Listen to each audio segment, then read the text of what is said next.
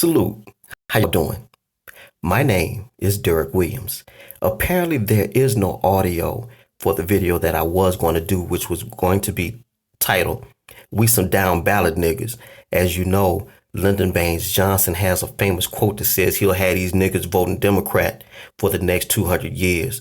So you'll have to forgive me for not having that video, but that is a direct quote. And sure enough, on cue, black people or niggas vote down ballot Democrat every chance they get. It happens. But anyway, we're going to talk about hip hop. As you all know, I am a hip hop aficionado.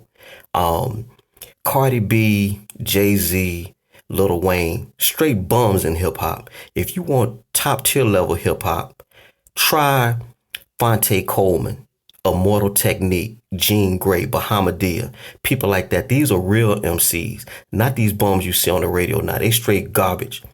The title of this presentation will be called Bill O'Reilly versus Hip Hop, and I'm just one man. In the comments section on YouTube, this will be a flashback piece, but one that is for the ages. You judge. All y'all take care. Greenville, Mississippi till I die.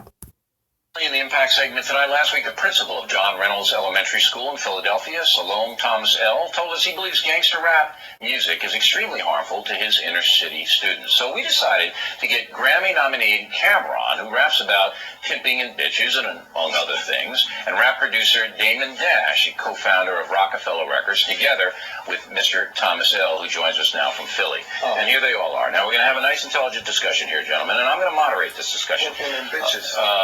Yeah, you know. Pimping and bitches. You got it in your record, Purple Haze, right here. But anyway, let Mr. Thomas L. direct his questions, and then you guys can answer, and you can ask him questions or whatever you want. Go ahead, sir. Yes, good evening, gentlemen. Hey, how are you? Good. I'm a big fan of yours. I grew up on hip-hop. Thank you. I'm a little older, so, I was a Run DMC fan, KRS-One. Yes, sir.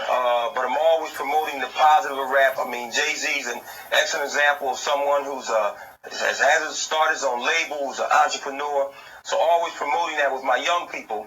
But I spoke to some students today in preparation for our conversation tonight, and they were just so excited about the fact that I will be conversating with you guys, but also began to talk about the impact of the rap business on our young people, and many of them talked about how they understand that it's to sell records and it's for promotion, but there are many young people who are affected by lyrics, by the example, the videos. They talked about how Ludacris, many of them knew about a video that Ludacris has where there are strippers and lap dances and those kinds of things, and these are 11, 12, 13-year-old students who are very aware of what goes on. And I was just wondering what your thoughts were on whether you thought you really had an impact on the lives of young people and whether you thought it was negative or positive. Cameron, why don't you go ahead?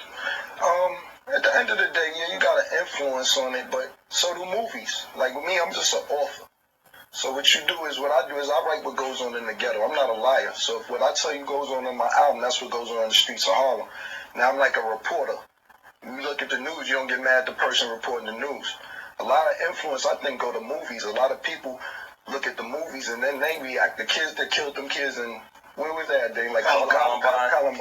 Yeah, you feel what I'm saying? I don't think they were listening to rap at all. I think that was more like a Marilyn Manson jump off, like. What if an 11-year-old kid imitates you, Cameron? What if he uses four-letter words and he develops a lifestyle based upon the street? He gets tattooed. He gets all this. Okay. Let me just say, and then you can jump in. Do you feel badly about that? No. Can I maybe interject? If a 11-year-old were to imitate Cameron, what they would be doing is becoming a CEO of their own company, controlling their own destiny, taking a bad situation and making it good. He has a record company. He sells a lot of records. He's acting. I have a clothing line. You know what I'm talking about, Dave. Well, no, he's an entrepreneur by his own right. If you have a child who is unsupervised and then Mr. Thomas L. has to try to teach, right? And he's using four-letter words inappropriately, he's dressing inappropriately, he doesn't have value of education, then that kid's in trouble. Who's to say what's inappropriate as far as dressing goes? But on another level, when Arnold Schwarzenegger was the Terminator, he was shooting up half of everyone in sight. It's a cartoon, though. This is more real. The Terminator is not a cartoon. This is real, though, isn't it? Well, no. In my life, everybody's rap is This is real. It's not a Terminator cartoon. All right, Mr. Thomas L., what else do you want to ask these guys? You didn't let me finish that. That wasn't very fair. All right, go ahead. Go ahead. Well, let Mr. Dash finish. California. That's right, and I'm telling you, his movies are cartoons, whereas this rap stuff is real life. But you said if there's hold on, Ken. If there's an unsupervised child, how is he to know whether it's real or not? How is he to determine what's real and what's not real?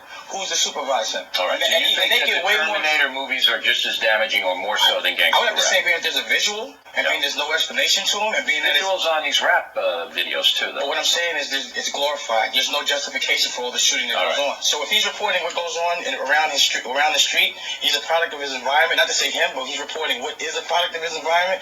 How is that wrong for him to report that? Gentlemen, let's be honest. Gentlemen, let's be honest. Who do these kids relate to more? You, someone from the inner city, or someone from another country, or someone from the suburbs? Let's be quite honest. Well, what I was trying to say, the same way millions of these kids do every day. Growing up in a fatherless society, we're growing up. A lot of our friends, your friends, my friends, didn't have a lot of supervision at home. Most of the time, they were at our homes.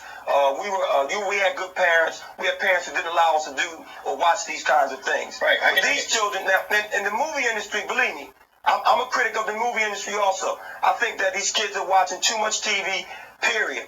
But my issue is that when you rap about what these children relate to because it's in their environment. You've already stated that they don't know your story because you're a CEO, and I agree. But see, you don't promote that, and your company doesn't promote that. They promote four-letter words. We don't promote entrepreneurship. We don't promote positive and ownership. I'm making it cool. Wait, let me try. I'm making it cool to be a business. It's not about business. It's about business for you because you feel like it might give you better ratings to portray something negative within the image of hip hop. It is negative. It's not negative to be a businessman. It's not negative to take care of the economy around you. Money, Mr. Dash, if you hurt children. How do you hurt children by promoting to be an entrepreneur and a CEO and to do right by? Looking at a principle. For example. Hold it. You're looking at a principle. Why you don't want to let him talk? You mad. Where'd you start? Current affair, right?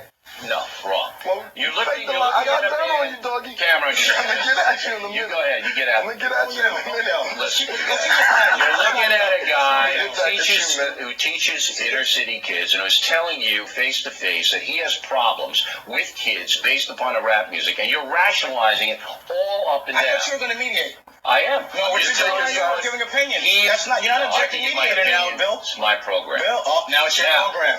Bill. Yes, my program. Bill, come on, Bill. You'll have the dash factor some other time. I have the dash factor. Gentlemen, I got a question for camera based on what you just said. Come on, let's keep it civil. This is civil. Wait a minute, Mr. Ray. Now, look, if the principal tells you that there are children in his school, Cameron, who are being adversely affected by your music, do you care?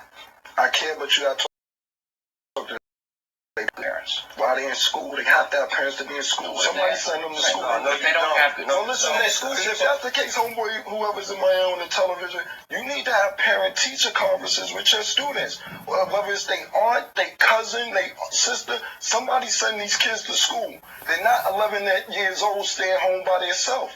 I can't go home and talk to your students and you need to have more parent-teacher conferences if you have problems with your students. Right, let him reply. Go ahead. Let him reply. Okay. Mr. Thomas, I'll reply. That was a good point, Cam. Thank you. Right. Actually, no, it's an excellent point. Actually, you are talking to these students because they listen to you every day. See, you are. So I got more influence than their parents. That's a problem. No. That's a problem. That is a problem. So you need to have parents-teacher conference because these are your students. You feel me? I can't come if you want me to come to your school and talk to your students. I can do that. No, I don't. No, I don't. Listen. Are you have to come use the four-letter words? Go ahead. Are you going to come? Let them get in. Talk to your parents. You're cutting me off, sir. You're mad. Go ahead, Mr. Thomas. Go ahead. No. What I'm saying to you. What I'm saying to you is that you're making millions of dollars off of these kids. The same kids that you're now denigrating. The same parents that you're now denigrating. You make millions of dollars off. How do you know how much money I make. Go ahead. Let me ask you a quick question. Go ahead. I think it's pretty unfair for you to judge the circumstance without properly understanding it. But every opportunity we get, we try to say as positive things as we can, which is why when we do make these monies, we give back to a community. Me and Cam ourselves from 142nd Street to Linux, we do have a program there that teaches the kids to be positive. We make them go to school. We support a basketball program. And every chance we get, we personally know 150 kids in the neighborhood and speak to them and tell them to stay in school, incentivize them to stay in school. Now, I'm going to take a break. I'm going to hold these kids. About that? Okay.